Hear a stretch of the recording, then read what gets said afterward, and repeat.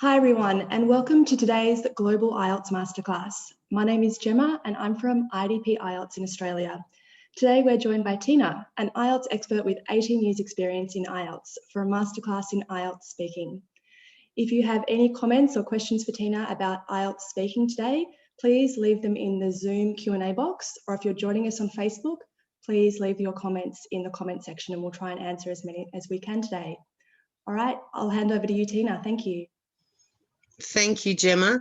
Now, I hope you folks don't mind. I'm going to stop my video, but I'll turn it back on again during the question and answer session. But I just like it to be off so you can focus on the presentation material. So as Gemma said, my name's Teena. I'm speaking to you this afternoon from Melbourne in Australia, and we're going to be talking about the speaking module of the IELTS test. And I guess the key message I'd like to convey to you today is how important it is to practice your English every day. Learning English is a slow, long-term process. And to improve your English, you need to use English in everyday context. Speak it with your friends, write notes and emails in English, read English newspapers, listen to English radio and television, all those things that you know you need to be doing.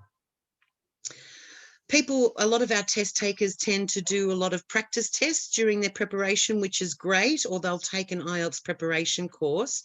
Now, practicing sample tests will help you learn what's expected in each part of the test. And this is, you know, really good test preparation, but it only maximizes the English skills you have. You do need to have a sound foundation of the English language to build on. So IELTS test preparation won't necessarily improve your English language skills, but it will help you know what to expect and what to do in each step of the test. I'll talk to you tonight about how IELTS is assessed. I'll also show you how the band descriptors tell us a lot about the assessment of the speaking and writing components of the test. Looking at these descriptors should help you to understand how examiners assess your performance using the criteria scales. So as with any test, examiners are looking for particular skills. So if you have your driver's license, you know that when you went for your driving test, you had to demonstrate that you could turn right and left, do a 3-point turn, reversing, a hill start, an emergency stop. So this is similar in the IELTS speaking test. So for example, in part 1, the examiner is assessing how well you can talk about yourself. In part 2, the examiner is assessing how well you can present and deliver a short talk. And in part 3, the examiner is looking at how well you can take part in a discussion.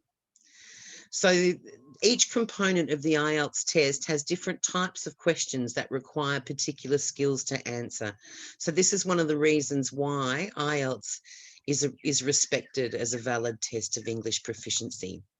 I'll also talk to you about some common mistakes that you can avoid making. And these are just mistakes of not knowing about what to expect on the test.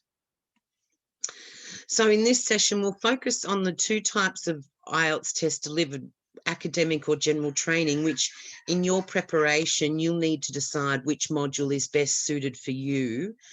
Most of you will have completed the academic test in the past and you'll know it well. So you might not have looked at the general training test and the differences between the two.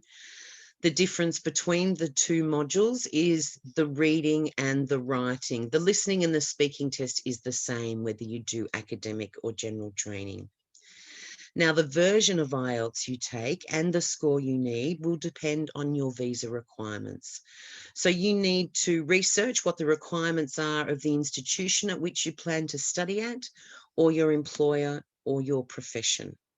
So if your degree is in a discipline such as IT or engineering, which places more emphasis on your numerical skills than your literacy skills, you might find that the general training version is a better way to showcase your English language skills. So remember, with IELTS, you do have this unique choice if you're taking the test for migration purposes. So the difference between the 2 versions, as I said, lies in the reading and writing modules.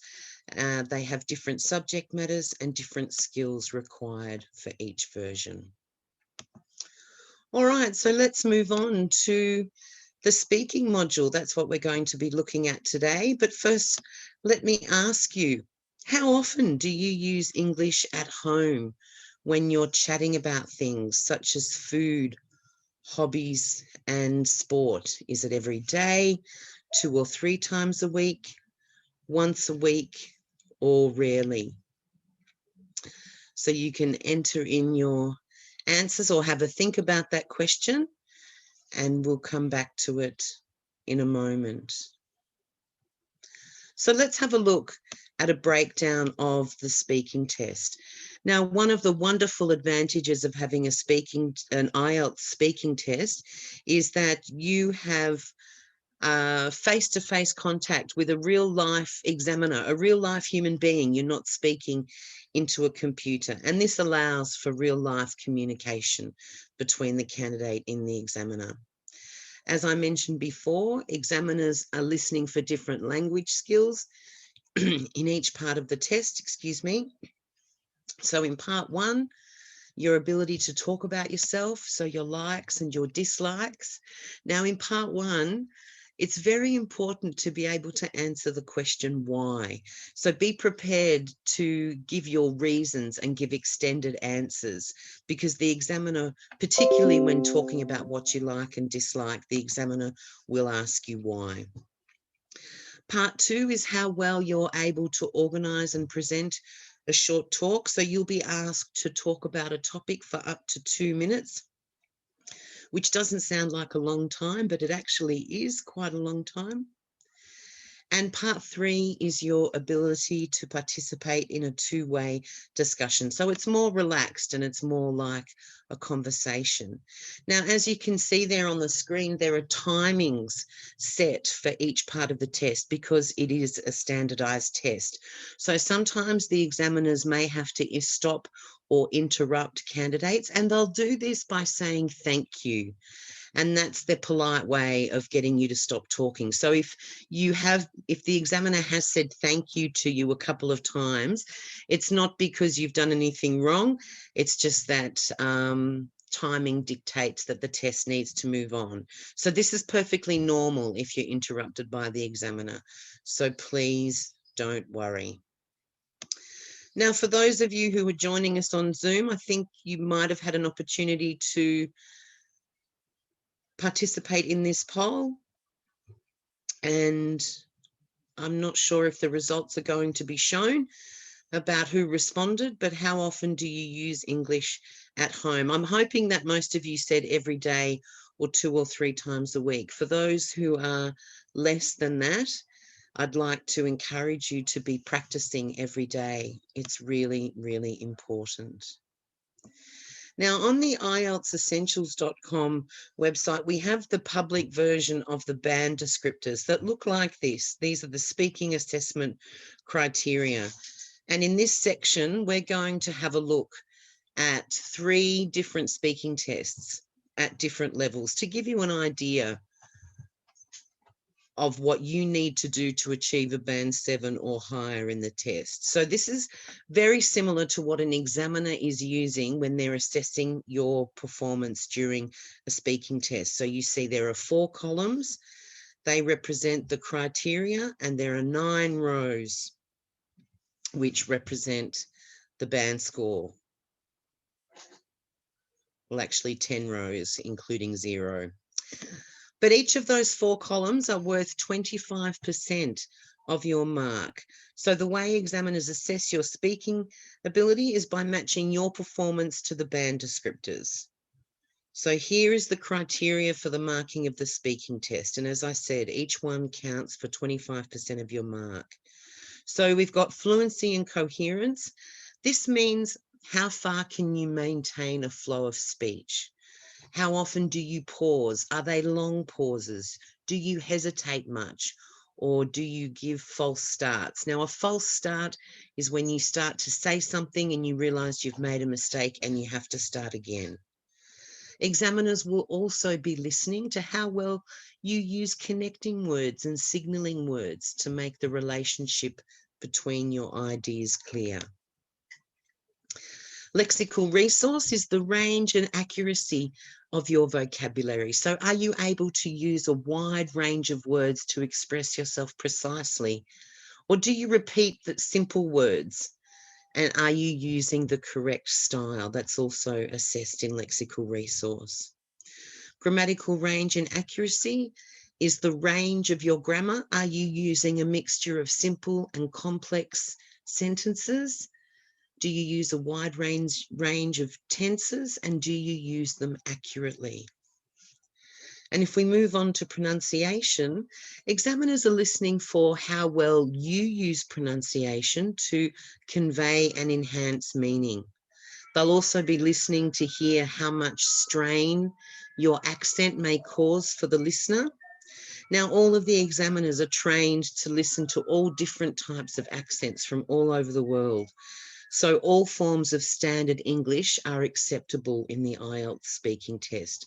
But to achieve a high mark, you must show that you can use a wide range of pronunciation features such as rhythm, stress, and intonation.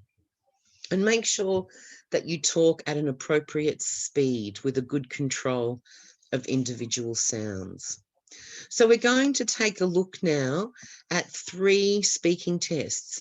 All of them received a different band score. The first one we'll look at is was a band score of 6, and we'll look at the examiner comments afterwards as well. So this is Brian from China, and he's a good example of a band 6. Now, we've been talking about a well-known person you like or admire, and I'd like to discuss with you 1 or 2 more general questions related to this. Let's consider, first of all, famous people in your country. So in China, what kind of people become famous? Politicians, the pop stars, and sports stars. It's similar with the other countries, I think. Is one of those groups more popular than others? It depends, because for politicians, you have to know them because they appeared all the time on the televisions or newspapers. But for some pop stars, because it's especially famous for the young people, because the young people to follow the stars and the new trends. But for sports stars, they mainly become famous during some Olympic games or some competitions. So it really depends. Yeah. What about in the past? Were those same people famous in the past? Politicians, sports stars, and pop stars? I think so, because even I have talked with my parents at their age, and when they was young, they also follow some pop stars and the sports stars, and for the politicians, they change quite often. So yeah, they're also famous. Yeah. And how about the future? Where do you think it's going to go? I think this kind of people will remain famous in the future. This type of people, because we still have lots of new pop stars, sports stars, and some new politicians. But I think some other people will join them as well. For example, notice some entrepreneurs. For example, the founder of the Facebook, he's famous for everyone. Even some not weird but strange people like the founder of the WikiLeaks. He's also popular because the things has done. So I think this kind of new a raising group people will join the famous people in the future. And do you think technology is going to be the place where many of our famous people come from in the future? Definitely, because I think notice most of people use the Facebooks, the Twitters, so definitely this kind of website or the new technology will help to make people famous. And I think many people are working on it because there are special companies to make these people famous through the internet, the advertisement or the promotion. Yeah. Now let's talk about celebrity culture. Often famous people are used in advertising. Yep. Can you give me some examples of that? Well, it's quite often, we can see lots of famous people on the television. For example, one typical example is the Michael Jordan, because he is actually, when the first time the Nike become very famous, it's because Michael Jordan, because he is the first, he's the first NBA stars, to sign a company to, have the, serious commercials for specific companies. And I think that's a typical example, how the famous people to help the company successful, and also the company use his money to make the stars become more famous. So I think it's, yeah. And that example you're talking about with Michael Jordan, he's a basketball player who was promoting a product that he was personally involved in producing. What about celebrities who endorse products for which they have no personal connection? Yeah, it's quite often because people are profit oriented. Because we can see lots. I think for some like makeup production, we can see lots of females, female stars. They just say, okay, this one's so good, it's fantastic. Nobody know whether she's used it or not. Yeah, I think sometimes it depends on This is ethnical choice. Someone they really try it and use it, and then say, okay, this one's fine, it's good. So we can rely on it, but some of them just want to get the money. So it's just do the promotion stuff without really using it or testing it. Now, how about our young people? How might famous people or celebrities have a negative impact on our young people? Well, as we know, some famous people is not that good. I have to say, I cannot say they're immoral, but the actions they have done is really bad. The example for the young kids or the young generation, because some of them once they become the famous, they just try the drugs, have stay in the clubs, all day, not all day, but all the night, and definitely, young people sometimes cannot distinguish good things or the bad things. Sometimes they just follow the star's actions. So it makes, some of them just, say, it's pretty cool thing, to try some drug because that star is trying it, or many stars are trying it.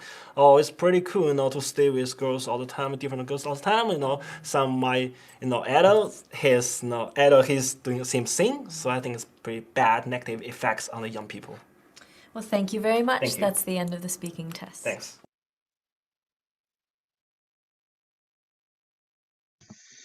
Okay, so that was watching a part 3. That was the two-way discussion between the examiner and the candidate. And let's see what the examiner's comments were about this.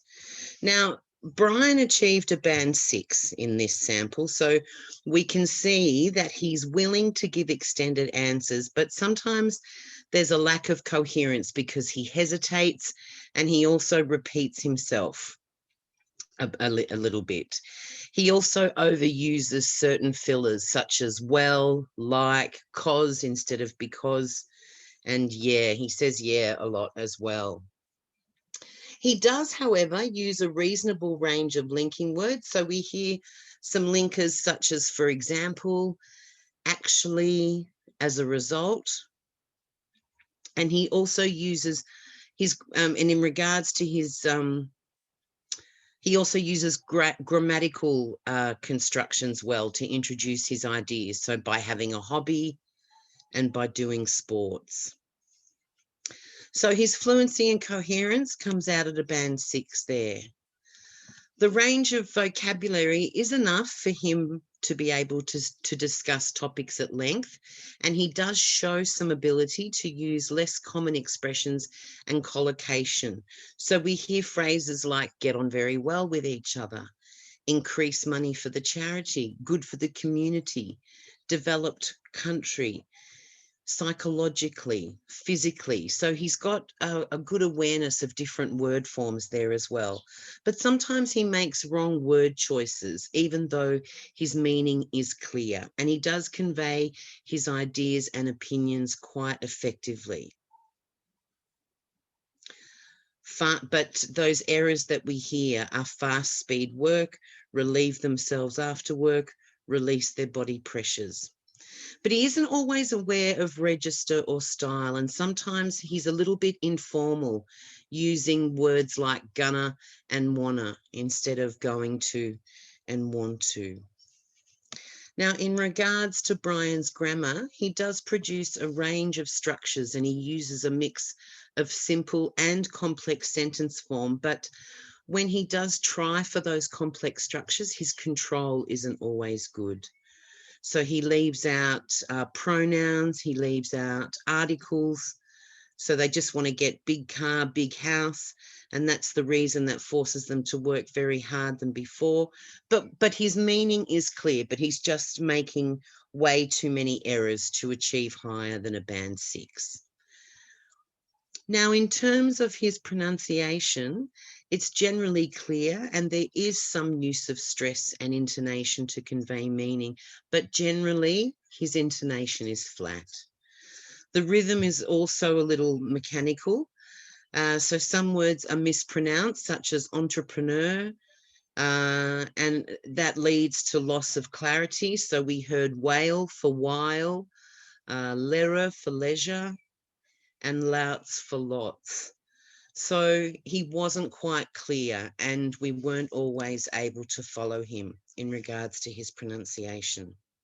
So let's have a look now at a band 7, again, looking at part 3 of the speaking test. And this is Alexandra, and she's Colombian, and she's a very good example of a band 7. And again, we'll go back to the examiner comments after this video. So we've been talking about a well-known person that you like or admire, and I'd like to discuss with you one or two more general questions related to this. Let's consider first of all being in the public eye. Yeah. What are some of the advantages and disadvantages of being famous? The advantages are that first that you will get really rich, and the fame actually helps you because you don't have to pay for a lot of stuff. They will give you free dresses and free stays in the hotels, free meals, free everything. So actually you're saving money plus the money that you're earning. And the disadvantages are that being a public eye, you lose your privacy. You will always be in the eye of the paparazzi and the people, and if someone recognizes you, they will take a picture of you, and that's the end of the relaxed evening. So I think that it will be a really big disadvantage. Do you think if a celebrity accepts those endorsements, do you think they lose their honesty? I don't think that they will lose their honesty, but maybe it will change them. They will have to accept the environment that they are living into right now. So if they get famous and they're not selling their soul to the devil, I don't think that they are that bad. I think that it's just human, and if they like it, well, better for them. Can you talk about how the media reports on famous people in your country?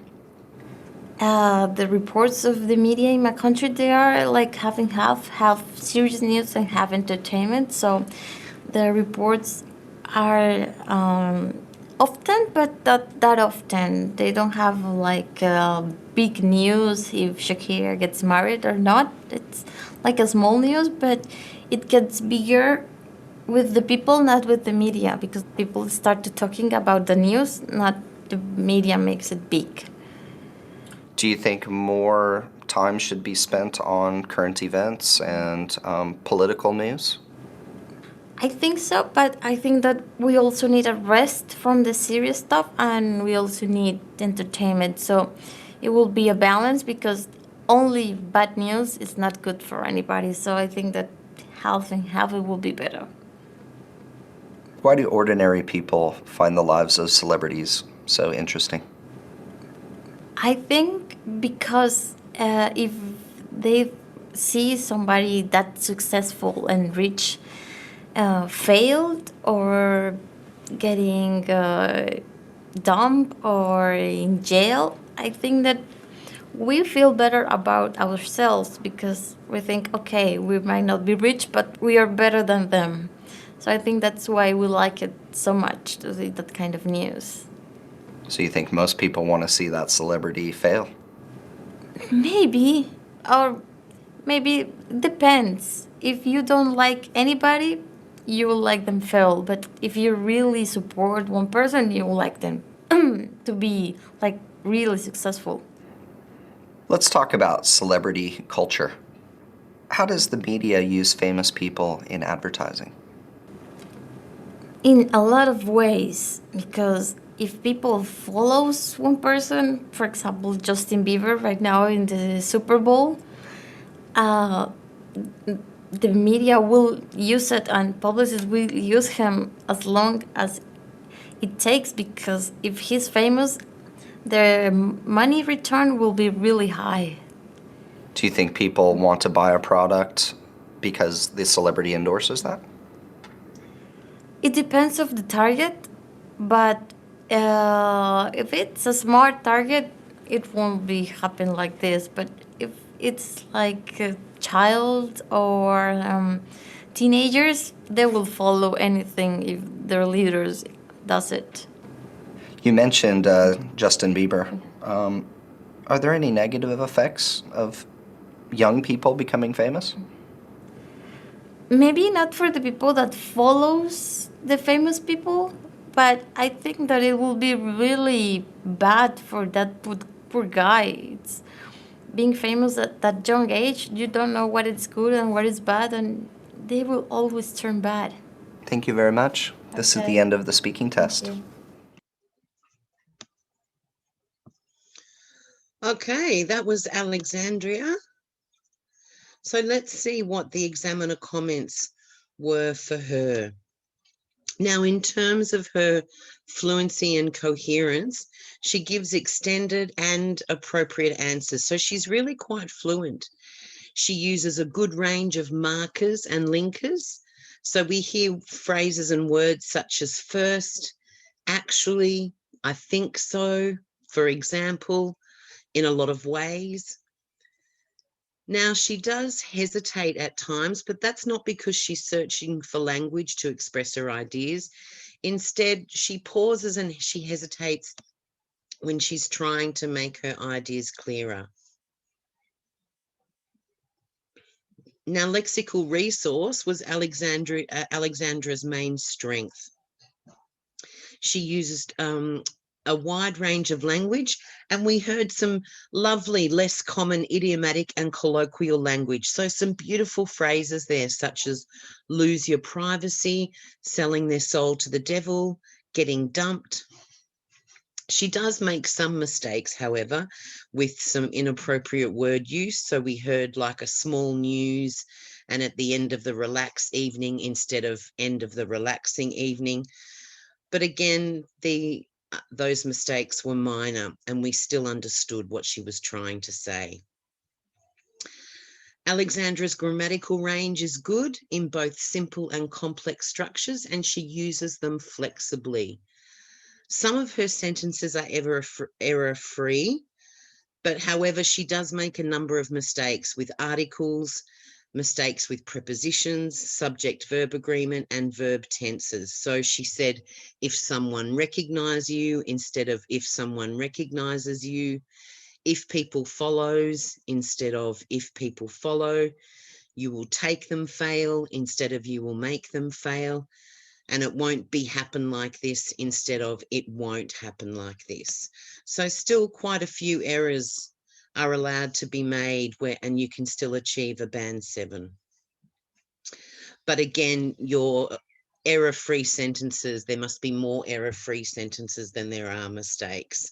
But again, her complexity, she used both simple and complex structures very flexibly. In regards to her pronunciation, she does have an accent, but her pronunciation is generally clear and easy to follow. She uses stress and intonation well to emphasize meaning. So you don't have to pay for a lot of stuff. They will give free dresses and free stays in the hotels. So there was some good sentence stress there as well. She does have some problems with sounds. That's quite typical with Spanish speakers who confuse the y sound for the j sound. So she said jung instead of young, but we could still understand what she was saying. Now let's take a look at a band 8. Again, still part 3 of the speaking test, but this candidate achieved a band 8. Now, we've been talking about a well-known person who you like or admire, and I'd like to discuss with you one or two more general questions related to this. Let's consider, first of all, being in the public eye. Famous people are watched by everybody. What are the advantages and disadvantages of that? Okay, the advantages is there are a lot of people watching you, so you become famous, and there are a lot of things which you can do correctly and politically right, because there is media watching you, and you can go ahead and pass the message to the media in a right way. The disadvantage is that you have to be diplomatically correct. At times, if there are certain things which are incorrect, still you have to go ahead and do that, which doesn't make sense, because there are a lot of political leaders, they are into corruption back in India, and at times, there are some things which are wrong, but they have to do it. Why do they have to do it? Because there's a lot of political pressure, and if they don't do it, the political party would not support them, and in the end, they have to resign.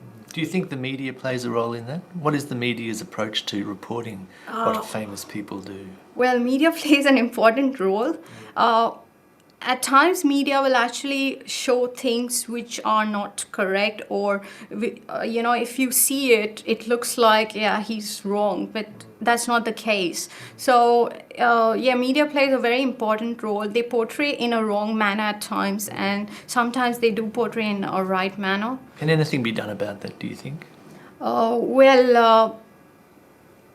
Not really, because in today's world, what has happened is everything is communicated by media, television, news, internet. So you just have to go ahead and probably call the media and do a meeting and answer questions to the public and give justification and reasons. Very often the media reports on the most trivial things, Yeah. important issues, but people are fascinated by those things. Why are people fascinated by? Because these days people like to listen to gossip and trivial things. They're not interested in the bigger part, what's happening. They have a simple life. They would like to live it their way. They are not bothered what is happening within the country. There are only few people you see are really interested in knowing about the country and getting all the information and reacting. Let's go on and talk about this celebrity culture. How are famous people used by advertisers nowadays? Famous people are really used for advertising because, one, they can promote the product, and two, there are a lot of fans. They're fans. So obviously, if they are using that product, what will happen is those fans will actually use that product, and of course, it's a money-making business. I mean, if Mahatma Gandhi wore a watch of Swash, I would wear it? Yeah, I would wear it. I was like, oh, he wore it, I'll wear it. The use of famous people in advertising and other things, do you think that has a negative effect, especially on young people? At times, yes. There are some of the advertisements which are not meant or not, they are offensive to younger generations. So at times, yes. Do you think that famous people can influence public opinion beyond just selling things? They can make people vote differently or believe? Yes, they can. They influence a lot of people today. Even cricketers or any kind of famous personality, they influence the public, to do things. How do you feel about that? Well, I'm fine with that as long as, at times I do like, but then at times I don't like, so I don't bother much. All right. Well, thanks, Kush. That's the end of the speaking test. Thank you. Okay, so that was Kush, our Band 8 example. And let's see what the examiner had to say about Kush. Now, the reason why she achieved a Band 8 is because her performance is consistently high across all of the criteria. So in terms of fluency and coherence, Kush speaks fluently. She gives quite long and detailed responses without losing any coherence. Sometimes she hesitates, but this is usually only related to the actual content of what she's saying, and only occasionally to search for language.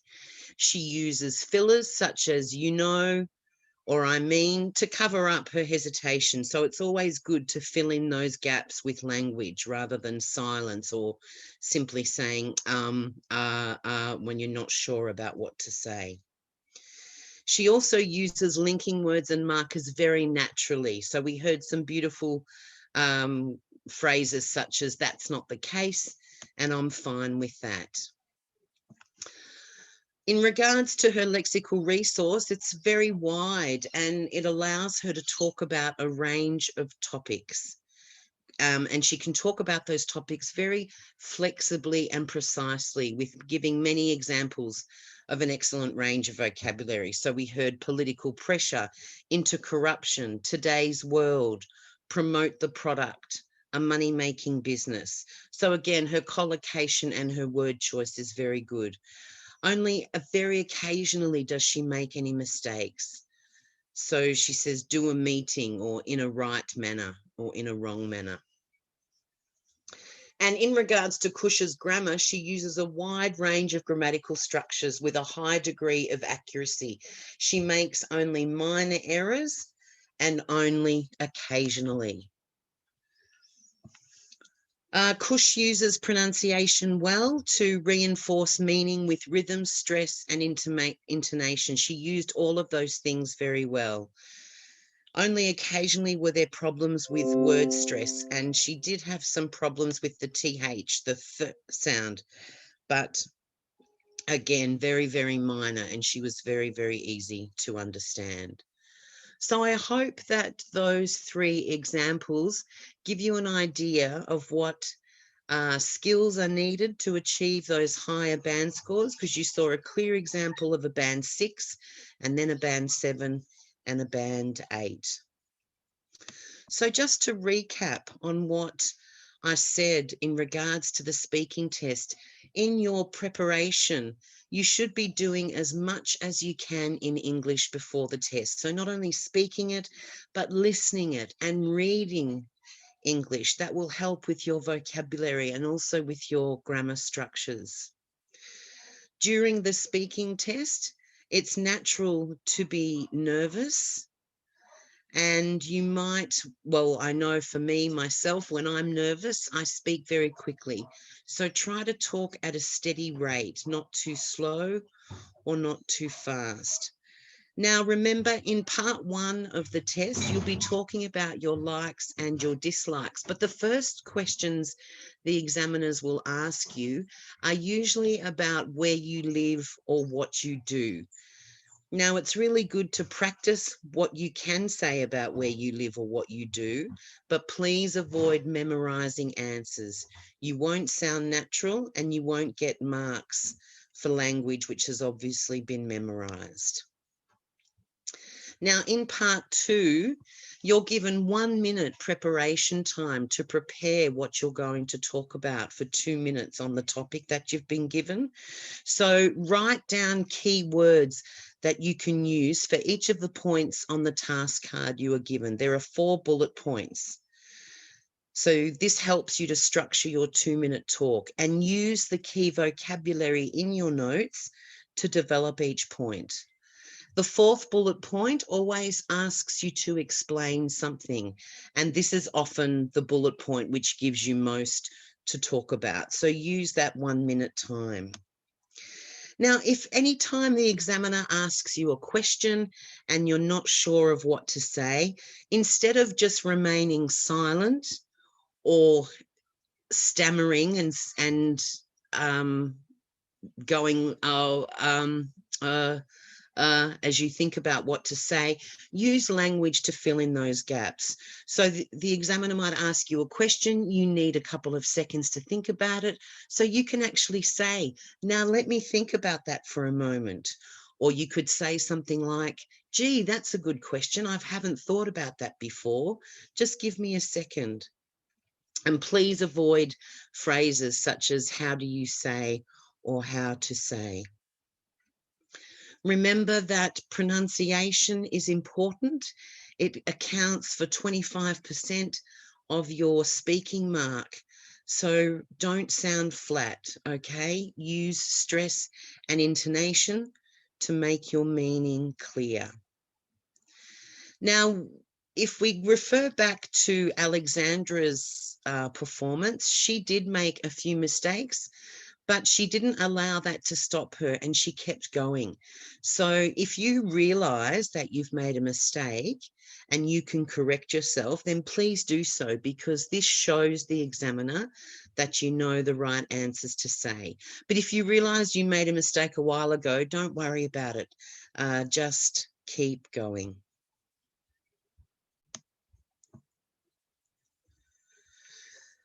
As I said to you earlier on in the presentation, the examiner is going to ask you why. Particularly in part 1, you'll get asked that a lot when you're talking about your likes and your dislikes. So be prepared to give more details about each of the points that you make, okay? And again, in part 3, you might be asked to explain your answers by giving reasons for what you say.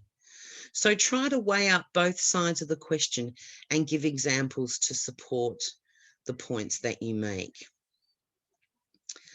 Again, it's good to rehearse about if you work or study, or rehearse where you live, but please don't memorize the answers and try to sound natural.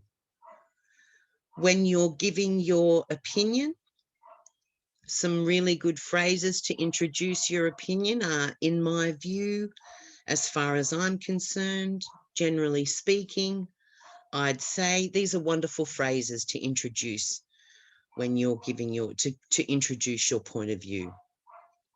Now, please don't worry about what topic you'll be given in part 2. They cover a wide range of subject matters. You could be asked to talk about education, health, travel, transport, your favorite movie, someone in your family or a friend. All of the IELTS tests material are trialed extensively before they go live. So this is to make sure that nobody is disadvantaged from whatever background they come from. So in all of my 18 years of experience, I've never encountered a candidate who couldn't talk about their topic in part 2. So just relax about that. And remember, you're given that 1 minute of thinking time to talk about it. Okay, so just to reiterate, please make the most of every opportunity to use English. Be realistic and set targets for your preparation. If you've planned your test for a month in advance, you might want to spend 1 week working on each module. And make sure you research which module is best suited for you. Is it the academic or the general training module? I've also talked to you about how you'll be scored. You can find those public band descriptors on the IELTSessentials.com website, so you can familiarise yourself with those. And remember what I said about IELTS preparation courses. These focus more on test-taking skills than they do on language skills. So if you've done an IELTS preparation course, taken the test and only received a band 6, chances are you doing another IELTS preparation course won't be in your best interest. You might need to do some English language training. So to achieve an IELTS band 7, it actually represents thousands of hours of learning. So take a long-term approach. Anything that you do in English is going to help you. So push yourself as much as you possibly can, all the time. I feel like I don't need to tell you that. You already know this stuff. Now, this is a good slide to take a screenshot of. It gives you some resources to follow up with after the webinar. There's the IELTS.com as well as the IELTS Essentials website. There's a Facebook page, and there's a wealth of material also on YouTube.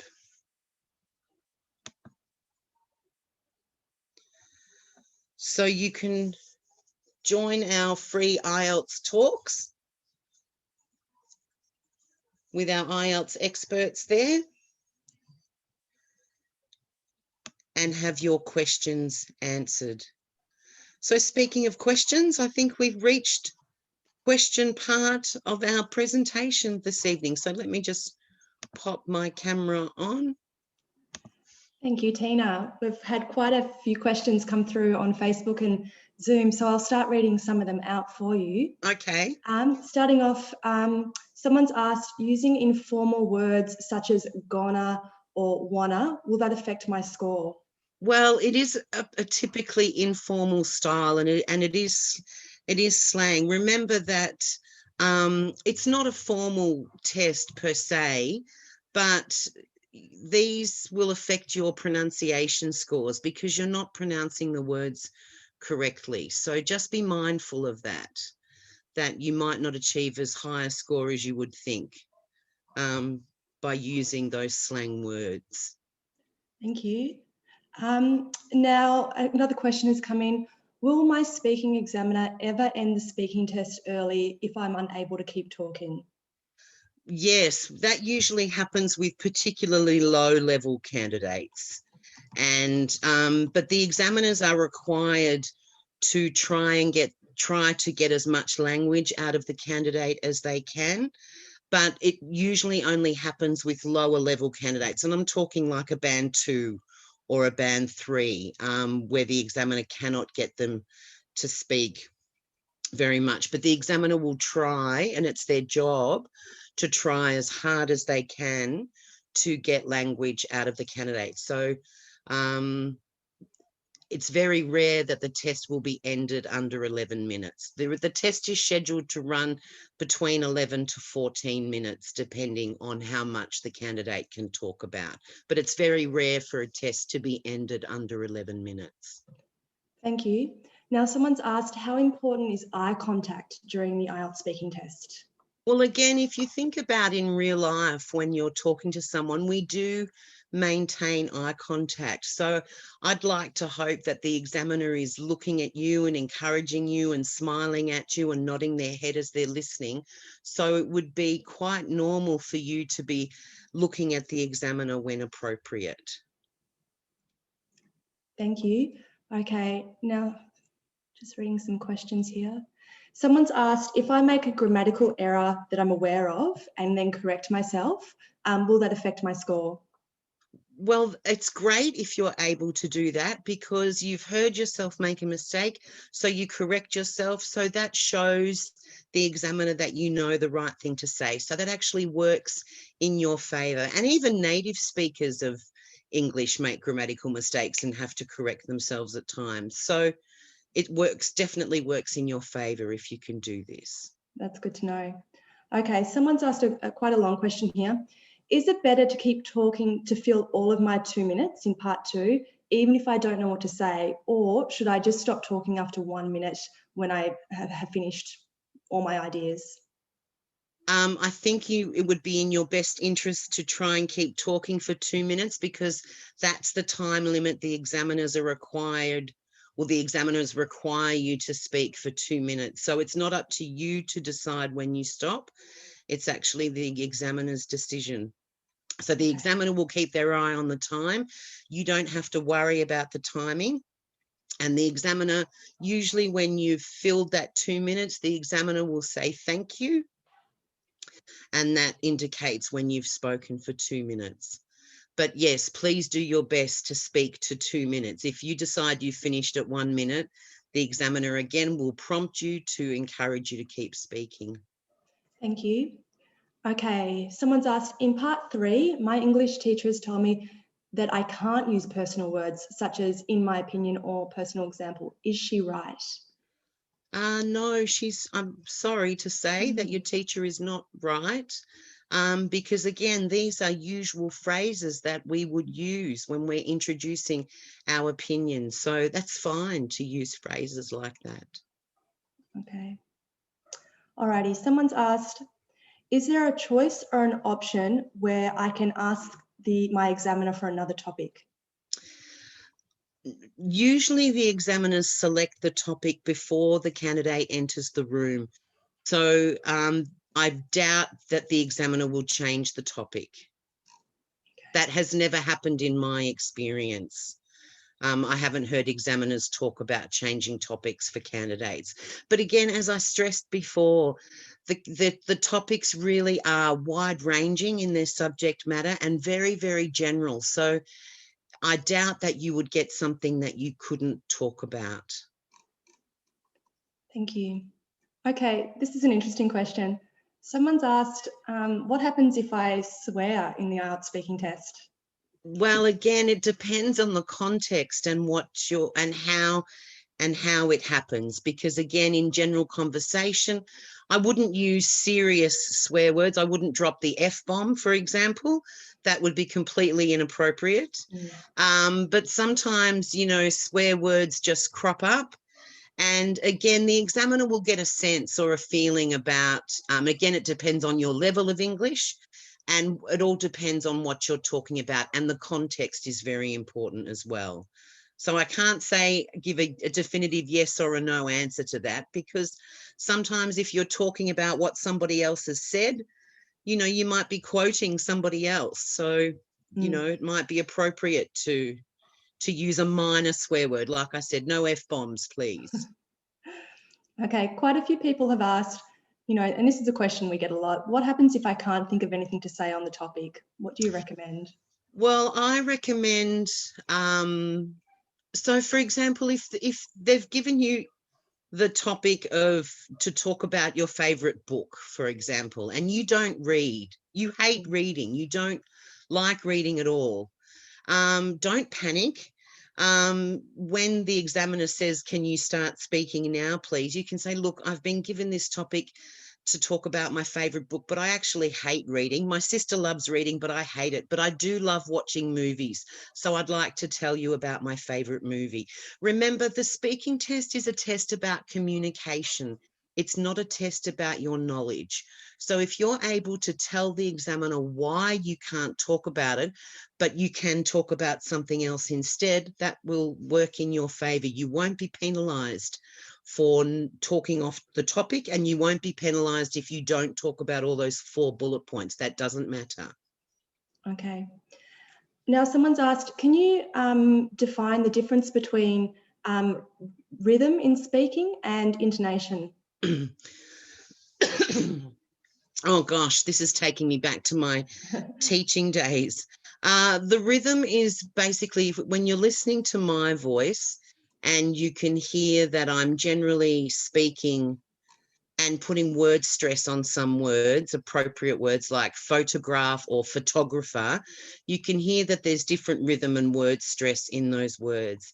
And intonation is the pitch of our voice. So if I'm asking you a question, usually my voice, depending on the question I'm asking, my voice might rise at the end of the sentence, or it might go down at the end of the sentence. That's the intonation. So they're very, very similar, but slightly different. Okay, someone has said, do I need to adopt a certain accent when I'm speaking English in IELTS? Please don't use or do anything that doesn't come naturally to you. If you naturally have more of an American accent in your English, just speak naturally. Because again, I want to encourage you to be as relaxed as possible during the test, because when you're relaxed, that's when you'll produce your best language. If you're trying to concentrate on putting on a different type of accent, you're going to be using a lot of energy to maintain that accent. So please just smile, try to relax yourself, take deep breaths before you, just as you go into the testing room and sit down with the examiner, just take some deep breaths, relax, and just be yourself. That's a great tip. You're in the hot seat tonight, Teena. We've got a few more questions and then we'll Sure. wrap up. So someone's asked, how much does speed affect my results? Should I speak slower, faster? Again, just whatever comes naturally to you, but be mindful that, you know, your nerves will be up on the day. So I know for myself personally, my tendency is to speed up when I'm nervous, I start to speak really quickly just because I want to, just start talking, and I'm so anxious to keep talking that I'll just go quicker and quicker and quicker. Try not to do that. Again, you just want to be relaxed and just try and speak at a steady rate. Okay, again, but don't go too slowly either, because that doesn't work in your favor as well. Just try and be as normal as you can under the circumstances. Speaking of feeling comfortable in the test room, someone said, is my clothing important? Oh, we've had that question before, Gemma. I would say, look, it's a big testing day for you, because usually you'll have done your listening, reading and writing before you do your speaking test. So it's a long day for you. So just dress comfortably. The examiner is not assessing you on what clothes you're wearing. They don't even pay attention to that. So just dress to be as comfortable as you need to be on the day, because it is a long and stressful day for you. Thank you, Teena. Well, that was some fantastic questions, and sorry if we didn't get round to answering your question in tonight's session, but we will answer as many possible on Facebook. I'll just leave it with a comment that we received on Facebook, Teena. Someone's written, I'm an English teacher here in Greece, but born in Melbourne. I am Greek, however, I'm a native speaker and use the English language both at work and at home. I'm grateful to be given the opportunity to attend such an informative webinar. Congratulations. Oh, thank you very much. Thank you for very that feedback. Kind. Yes. So a few other people have asked if they can watch this webinar again, and the answer is yes. It will be saved on our IELTS Essentials Facebook page under videos. Teena also referred to the speaking criteria, the band score descriptions during the webinar. They can also be found on IELTS Essentials or IELTS.com and in IELTS Support Tools download. So please check out the website for that. What else do I have to say? Now, if you're not following us on Facebook, please do. You can also stay up to date with us on Instagram. Our handle is IELTS.essentials. And please follow us on TikTok as well. We have a lot of fun there. So as Teena mentioned, please join us for our next webinar, which is November the 5th, the same time, which is 5 p.m. Australian Eastern Standard Time. And we'll be joined by an IELTS test taker who's going to tell us all about how he learned English, and he's going to share his tips and tricks for studying for IELTS. So that is November the 5th. So thanks everyone for joining tonight, and thank you, Teena, so much for that. That was fantastic. My pleasure. Thank you. Lovely. Thanks everyone. See you next time. Bye-bye. Bye.